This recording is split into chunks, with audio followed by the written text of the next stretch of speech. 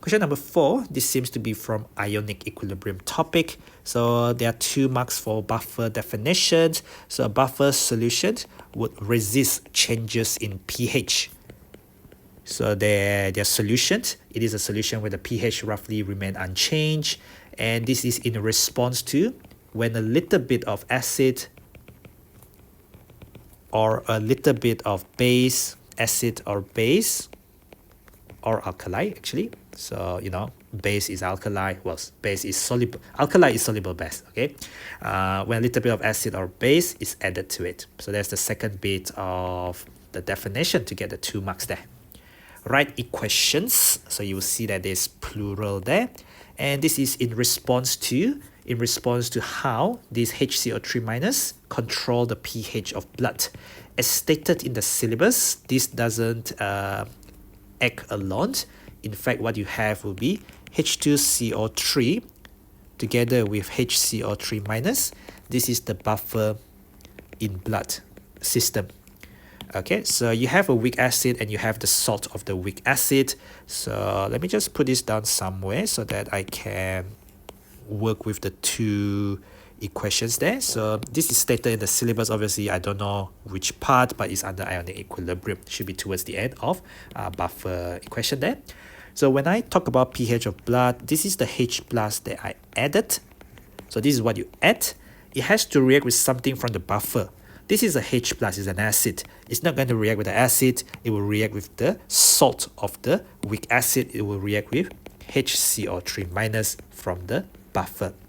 And when it does react, it will produce the other substance in the buffer, which is already present in the buffer because this is the weak acid present in the buffer originally. Okay, so when I write these 2 equations, I always label what I added and what is the thing from the buffer that will react with it in response to what you have just added. And that was part of the definition of buffer, what happened to the solution when I add a little bit of acid or base to it.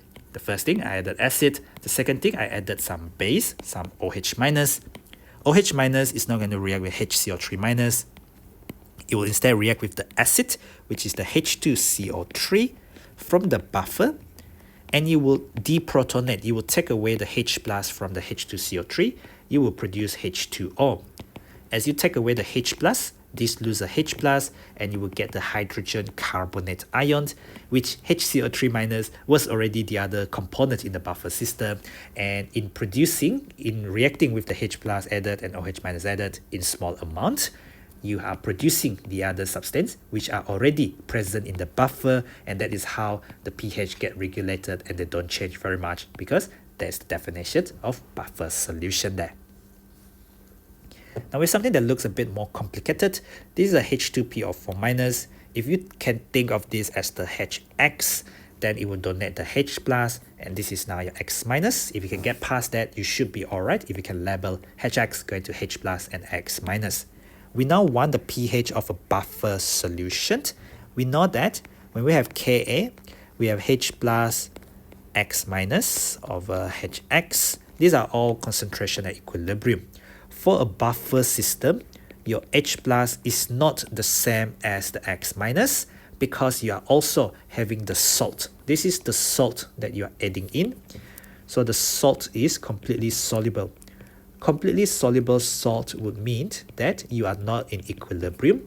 So your HPO4 minus from the salt that I can write an equation, H2 like that, and they will dissociate completely into HPO4 minus plus 2Na plus A equals and A equals. So it's not an equilibrium because, all sodium salts are soluble in water. So your X minus from the salt is going to be so much more than the X minus from the weak acid in equilibrium. So you're going to label this X minus from the salt.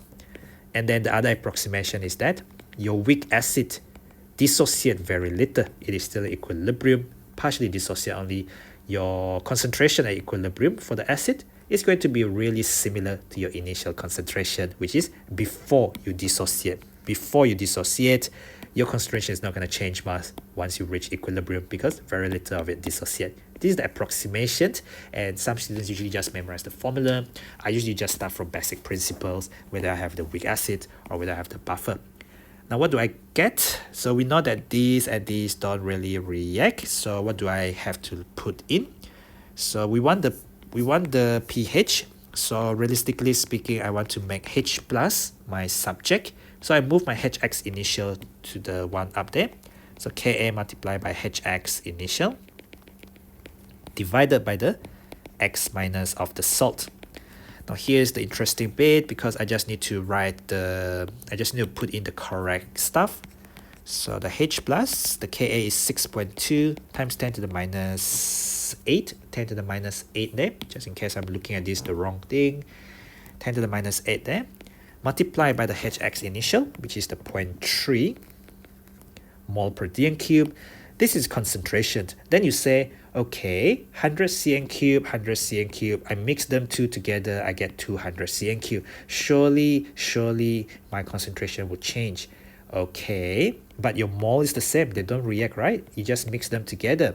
Your mole is 0.3 times 100 over 1000 divided by a total volume, which is 200. Later on, this is also 0.5 multiplied by 100 over 1000 divided by the same V total, which is 200 cm cube. The V total and V total cancel. So realistically speaking, then your 100 cm cube and your 100 cm cube will cancel. So the beauty is the same volume and the same volume, okay, they will get cancelled out. Okay, so that's why I can put just 0.3 there. It doesn't matter because of the ratio effect. You can try, convert it into the correct mole, divided by 200 cm cube, everything in mole per dm cube. You will still get the same answer in the end because of the cancellation, this ratio, all right? Mathematics ratio. The salt concentration, we want the HPO42 minus. So one of these will give you one of that, the mole ratio. We don't care about the Na plus, it's one of these give you two of that, but we just want the concentration of the conjugate base from the salt, so it's 0.5 there. So I get an answer, 6.2 times 10 to the minus 8 times 0.3 divided by 0.5. I get 3.72 times 10 to the minus 8. This is concentration of the H plus. Now after having done that, what do I need to do? I just need to find pH equal to minus log 10 of H plus. So my previous answer, take the logarithm and put a negative in front. What I get is 7.429. Looking at the value given, this was 6.2, so that was 1 and 2 significant figure. Looking at the 0.5 and the 0.3, this was 1 significant figure. So 1 significant figure, 2 significant figure. I can probably give it to 2 significant figure just to be consistent with this data on Ka, which I've used. So it's still better than 1 significant figure, which is quite, doesn't tell much, to be honest. Okay, so I can give 2 significant figure because I've used one data. There was 2 significant figure there. So 7.4 pH there. This next bit of the question, silver phosphate sparingly soluble in water. We got an earlier question on calcium sulfate, but similar ideas, KSP here. When you're asked to write expression, this is not equation. But the first thing I would do there really is I will write an equation. So I know the next bit is to do with the calculation. So usually it's like this, the question. So we will write an equilibrium. They will give you Ag plus aqueous because there's the aqueous ions, Ag plus there's silver ones, and then PO43 minus aqueous. However, every equation you write must be balanced. 3 silver there give you 3 Ag plus. Based on this KSP equation, I can write the expression. It's going to be the concentration of Ag plus cube because concentration of that raised to the power of the number in the stoichiometric equation. And this is multiplied by the concentration of PO43 minus to the power of 1 because there's 1 in front.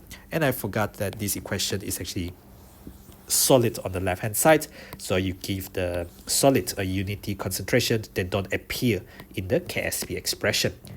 In the new type of papers, they are pretty more generous. They will give you 2 marks where you've got 1 mark for the unit and 1 mark for writing the expression. Back then, they are pretty stingy back then, I would say. But I don't know. I mean, just be sensible and make sure you can do the bookkeeping properly. So you got mole cube times mole there. That's going to give you mole to the power of 4. And what else? dm minus 3 cube. This is minus 3 times 3. So it's not minus 3 cube. It's actually minus 3 times 3 is minus 9. And then minus 3 is going to give you minus 12. So you know in the new type paper, you get 1 mark for the unit and 1 mark for the expression. So you really want to be able to do bookkeeping properly. Now, why did I say this equation usually comes in the second bit? Well, we know that we have to do some sort of KSP calculation. So what do we need to do here? We are given the KSP, so that's okay. Calculate the Ag plus in a saturated solution. So if we say, if this is x mole per dm cube, actually, I don't want to say there's x mole per dm cube. I want to say that this is 3x, because I want to find the concentration of Ag plus. So if the concentration of Ag plus is x, and I have 3 of it, so this must be 3x, and then this must be x, because the concentration of this is going to be 1/3. 1/3 the concentration of Ag plus. So let the concentration of Ag plus be x, then this will be 3x mole per dm cube, because the total volume is the same as they are all in the same solution, one component system. This is x mole per dm cube because it's 1/3 there based on the mole ratio. So when we have KSP, we have 3x. So concentration of that Ag plus there based on the 3 times multiple. So that's going to be cube. Oops. And then that is going to be x to the power 1. So what I get is 27x to the power 4 KSP. X is going to be KSP divided by 27. So the 4th root. Make sure you know how to do this on your calculator. Usually you do shift and then nope, there's a button. There's a button there. I forgot where it was on my calculator already. But let me just try and find that. But essentially you are going to do 1.25 times 10 to the minus 20 divided by 27 first. Only then you do the 4th root. If you can't do that, you can press your calculator, that 27, and then you can press the calculator, I think the XY button, and you can do 1/4. Because to the power of 1/4 means taking the 4th root out, because there's 1/4 there. That's the meaning. So that's what I'm going to do, because my calculator is a 20 plus years old calculator. I've lost all the marking already, so I can't really see what I'm supposed to see. So what I'm going to get there, x is 4.638639 times 10 to the minus 6. However, this data 1.25 there, 3 significant figure. I better run out my final answer to 3 significant figure there, mole per dm cube. That's the concentration. So 4.64 times 10 to the minus 6 mole per dm cube there. I'm just saying that there's more than one way of getting the 4th root of it. If you can't do it in exam, you should know the mathematical way. 3 marks there. Very last bit of this question, this is a little bit of electrochemistry with the E0 value. So we got to find suitable data from the data booklet. What is the reaction between this H3PO4 and Fe3 plus aqueous ion? So in your data booklet, you will see the Fe3 plus is the highest oxidation state already of the ion in the whole of the E0 value in the data booklet. Highest oxidation state of ion. So if that ion 3 plus doesn't go any higher, so it will just go lower. So we can go to ion. We can go to ion 2 plus. We don't know. We really don't know. That is why we have to find out from the data booklet what are the values. So check out the values. Ion 3 plus going to ion. They are in alphabetical order, right? So ion 3 plus going to ion, there's minus 0.04 volt. Ion 3 plus going to ion 2 plus, there's plus 0.77 volt.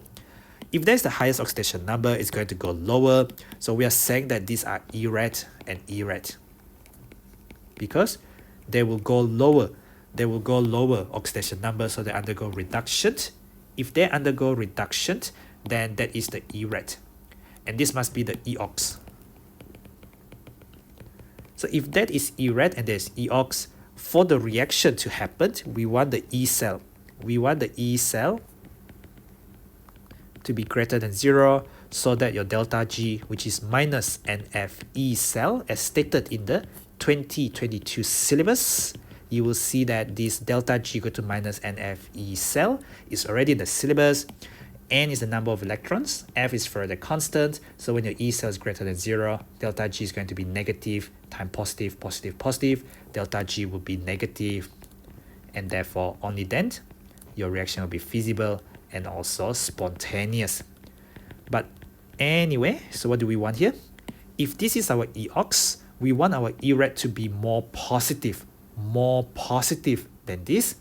So both of them could happen, isn't it? But if I were to decide which one is more likely, I would go for the solution chemistry, because solution chemistry seems more likely than you forming the iron metal there. As you can see, the one that is more greater than 0 is the one that is the one that the E cell is greater than 0, and much greater than 0 is going to be much more feasible.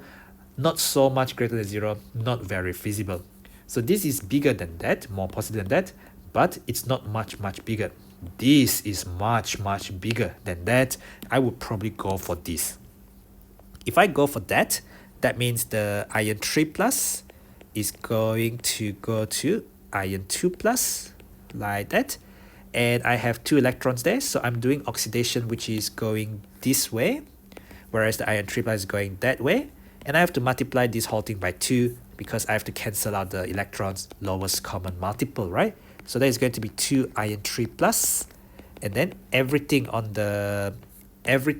this side for the reactants. So plus H3P or 3, because this side plus this side, as this is going this way, this is your reactants, and this is your reactant.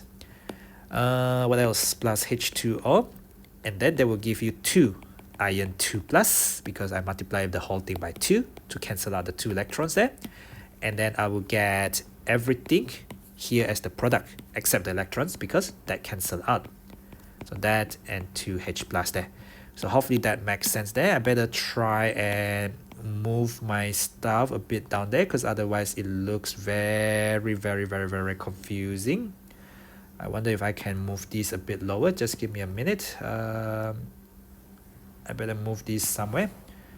So I move it down there already. I already said that that is the 2022 syllabus, so that should be all right. Okay, so that thing there should be all right. 2H plus instead of 2H minus, following that thing there as the products there. Of course, then if I don't do the iron 3 plus iron, so I can just cancel that out. So plus 0.77 volt E-red. So my E cell is going to be my E-red minus my E-ox. My E-red for the iron 3 going to iron 2 plus 77. And then I take away the E-ox, which of course I don't change the sign, because this is always shown as reduction potential. It's shown there, reduction potential minus 0.28. So is E-red minus whatever the E-ox shown in that reduction potential. Key that into your calculator, 0.77 minus 0.28 negative. That is going to give you 1.05 on the calculator. Calculator doesn't have that capacity to think on behalf of you. You need to know that there is a sign when it's positive, there is a value, and there is a unit in this topic called physical chemistry, electrochemistry. Sign, value, and units are very important. And that's the end of this 12-mark question here.